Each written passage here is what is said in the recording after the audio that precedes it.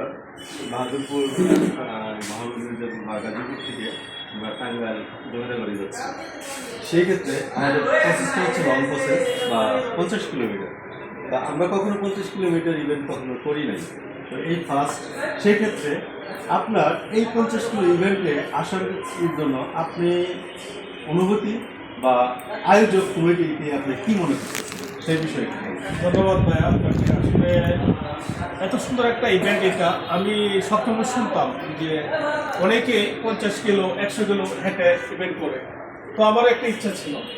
তখন আমার আলামিন ভাই শ্রদ্ধেয় বড় ভাই ওনার একটা ছিল, আহ্বান ছিল ভাই চলেন যাই। তো আমি একদিন সারা দিলাম যে ভাইয়ের সাথে চলেন যাই, আমিও আসি।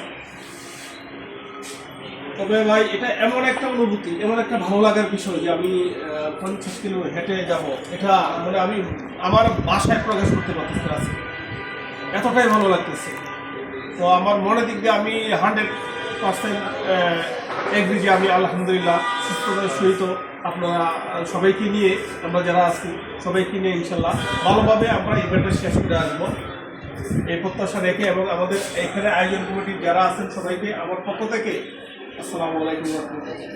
অনেক অনেক ধন্যবাদ আমাদের সাইদুর রহমান ভাইকে, যে আসলে তার ভিতরে যে অনুভূতিটা অনেকটাই যে আকাশ ছোঁয়া অনুভূতি। আমি মনে করি যে আমরা কখনো 50 কিলো এভাবে ইভেন্ট কখনো করি নাই।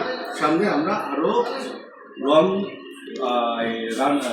রানগুলো করবো, যেমন আমাদের টার্গেট আছে সামনে ফেব্রুয়ারি ঈদের পরে হয়তো 100 কিলোমিটার, সেটা হচ্ছে মুক্তাগাছা। তো আমি এই বিষয়ে আয়োজক কমিটি জনাব আমার ছোট ভাই ইমরান হাসান, স্বপ্ন গ্যাজেটের মালিক, ওনার কাছে মানে আমরা ওনাকে অনেক অনেক ধন্যবাদ জানাই, যেন পরবর্তীতে ওনার মতো যেন অনেকে যেন আমাদেরকে পাশে আসে, যে আমরা যেন সারা বাংলাদেশ এটা ভ্রমণ করতে পারি, এরকম আমার একটা ইচ্ছা। তো সেই বিষয়ে এখন আমি রাজা ভাইয়ের কাছে যাবো। রাজা ভাই কি মানে তার মতো মানে অনুভূতিটা কি?